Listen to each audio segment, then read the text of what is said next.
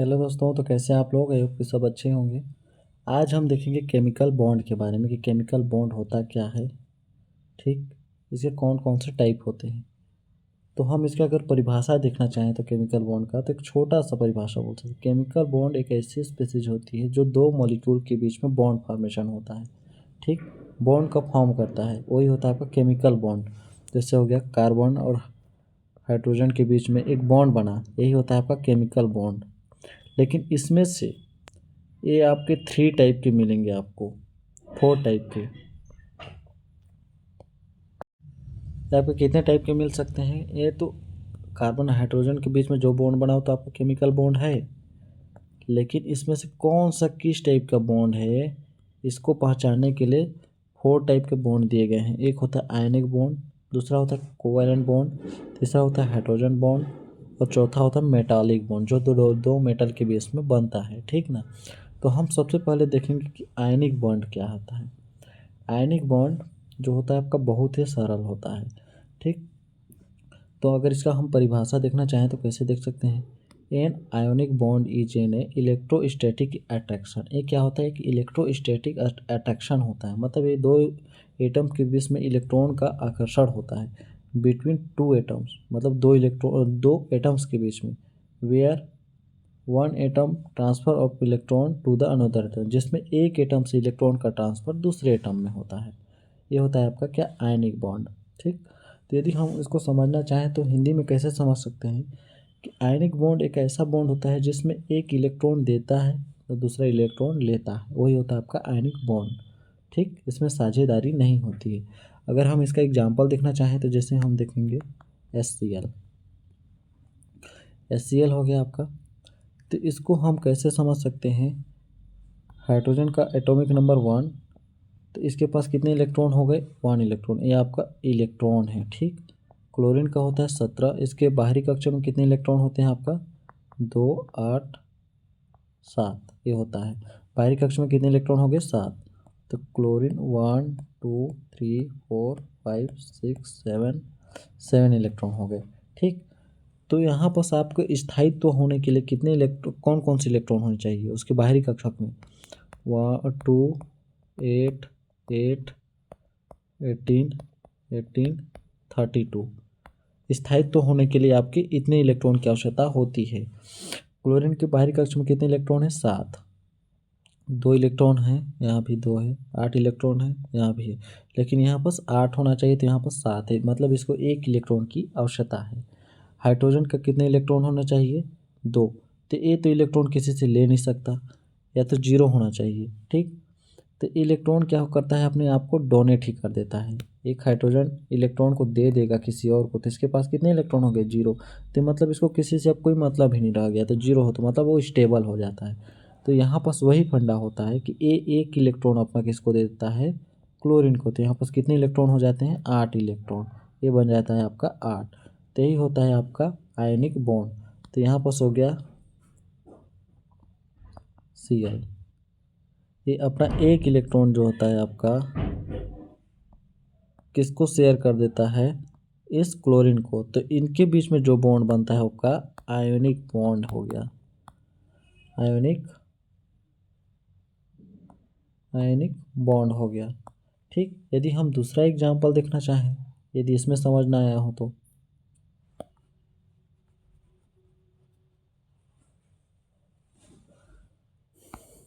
NaCl। यहाँ पर सोडियम का परमाणु क्रमांक कितना होता है, 11। तो इसको लिख सकते हैं 2, 8, 1। तो इसके पास 2 इलेक्ट्रॉन भी हैं, यहाँ भी 2 है। 8 इलेक्ट्रॉन भी, 8 भी। तो ये होता है आपका, यहाँ पास कितना होना चाहिए, 8 स्टेबल होने के लिए। तो ये 7 इलेक्ट्रॉन तो कहीं और से ले नहीं सकता। 7 इलेक्ट्रॉन तो कहीं और से लेना, कोई देना नहीं चाहेगा अपना इलेक्ट्रॉन। तो ये क्या करता है, एक इलेक्ट्रॉन को डोनेट ही कर देता है किसी एटम को जिसको ज़रूरत होगा। तो यहाँ पास क्लोरीन का कितना होता है आपका, 2, 8, 7। तो ये 7 इलेक्ट्रॉन है, तो ये एक इलेक्ट्रॉन इससे लेना पसंद करेगा कि तुम अपना एक इलेक्ट्रॉन मेरे को दे दो ताकि मैं भी स्टेबल हो जाऊँ, तुम भी स्टेबल हो जाओ। तो एक इलेक्ट्रॉन लेकर क्या करता है, 8 इलेक्ट्रॉन बना लेता है और इसके पास यहाँ पास 0। तो यहाँ पास कितने बच गए आपके, 2 और 8 इलेक्ट्रॉन। तो ये क्या हो गए, आपके स्टेबल हो गए। तो इसी प्रकार होता है Na, एक इलेक्ट्रॉन। क्लोरीन का हो गया 7 इलेक्ट्रॉन। तो एक इलेक्ट्रॉन यहाँ डोनेट कर दिया, तो एक दूसरे के बीच में बॉन्ड बन गया, Na और Cl एक दूसरे के बीच में पहचान बन गई। तो यही होता है आपका आयोनिक बॉन्ड। ठीक, ये क्या हो गया आपका आयोनिक बॉन्ड हो गया। यदि हम दूसरा एग्जाम्पल देखना चाहें तो हम इसको लिथियम क्लोराइड के साथ भी देख सकते हैं। लिथियम का परमाणु क्रमांक हो गया 3, 2, 1।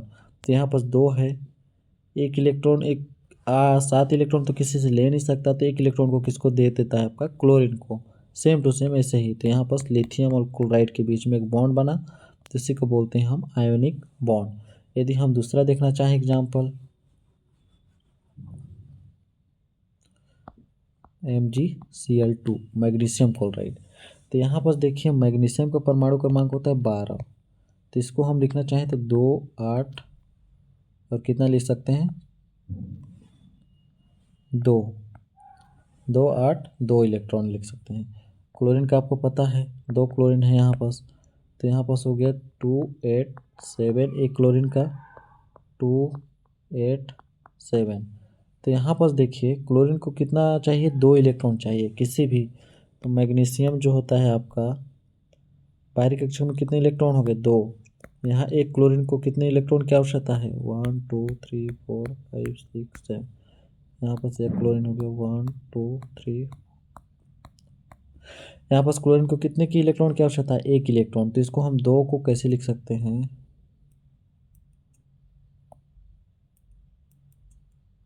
2 को लिख सकते हैं 1 + 1 लिख सकते हैं।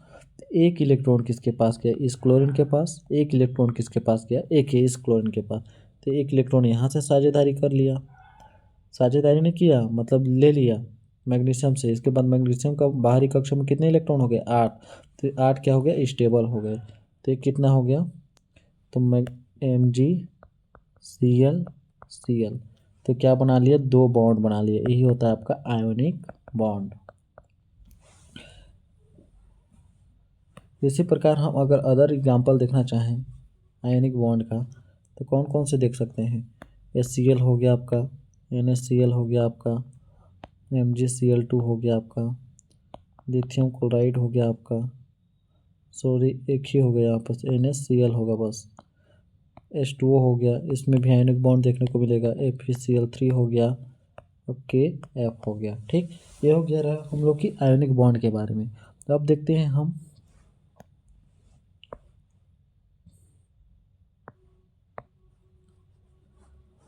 अब आगे देखते हैं कोवैलेंट बॉन्ड के बारे में कि कोवैलेंट बॉन्ड क्या होता है। तो कोवैलेंट बॉन्ड भी आपका आयनिक बॉन्ड की तरह बहुत आसान होता है, तो इसको कैसे समझ सकते हैं। एक covalent bond involve the sharing of electron. Covalent क्या होते हैं, इसको हिंदी में बोला जाता है सहसंयोजी बंध, और उसको क्या बोला जाता है आयनिक बंध।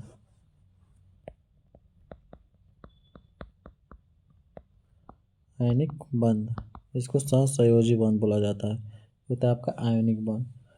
तो ये सहसंयोजी का मतलब होता है साझेदारी,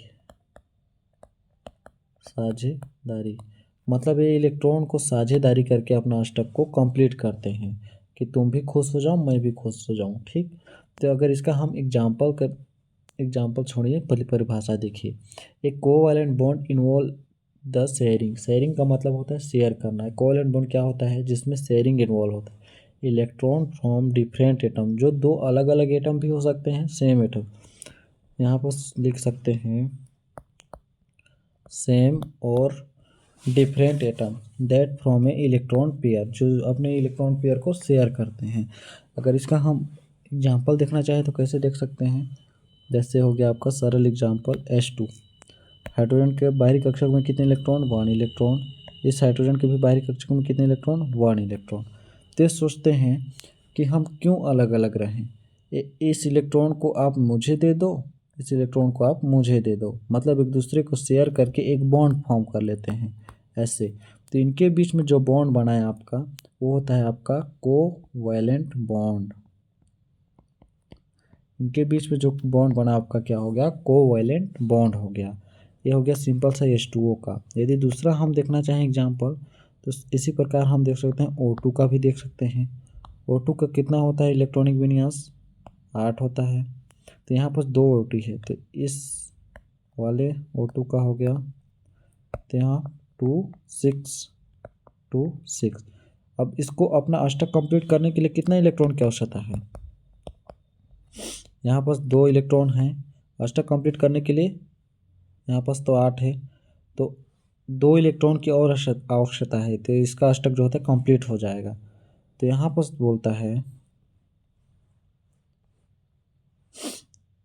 इसको हम लेविस डॉट द्वारा समझ सकते हैं। ठीक 1 2 3 4 5 6। ठीक एक ऑक्सीजन का हो गया। दूसरा ऑक्सीजन का क्या हो गया 1 2 3 4 5 6। ये एक ही इलेक्ट्रॉन है। ठीक यहाँ पर समझने के लिए यहाँ पर 2 इलेक्ट्रॉन है। ठीक तो यहाँ पर एक क्या करता है एक इलेक्ट्रॉन यहाँ से साझेदारी कर लेता है एक इलेक्ट्रॉन यहाँ से। तो इन दोनों के बीच में क्या बॉन्ड बनता है आपका 2 बॉन्ड बन जाता है। तो इनके बीच में जो बॉन्ड बना है यहाँ पास वो होता है आपका कोवैलेंट बॉन्ड। मतलब ये इलेक्ट्रॉन को साझेदारी करके अपना अष्टक कंप्लीट कर लिए। ठीक इसी प्रकार हम देखना चाहें अदर एग्जांपल।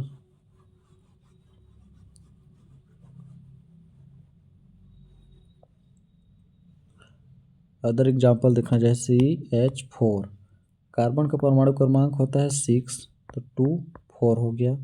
हाइड्रोजन का कितना होता है 1 होता है तो 4 ही हाइड्रोजन हो गए। तो यहाँ पर हाइड्रोजन को कितने इलेक्ट्रॉन की आवश्यकता है अपना अष्टक कंप्लीट करने के लिए 2 8 8 18। तो 2 है इसके पास 8 इसके बाद 8 नहीं है या तो 4 इलेक्ट्रॉन डोनेट कर दे या 4 इलेक्ट्रॉन किसी और से ले ले। तो यहाँ पर क्या करता है हाइड्रोजन इस कार्बन के साथ साझेदारी कर लेता है।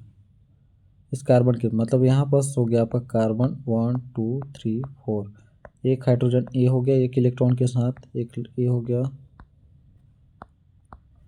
4 हाइड्रोजन है ना भाई यहाँ पर CH4।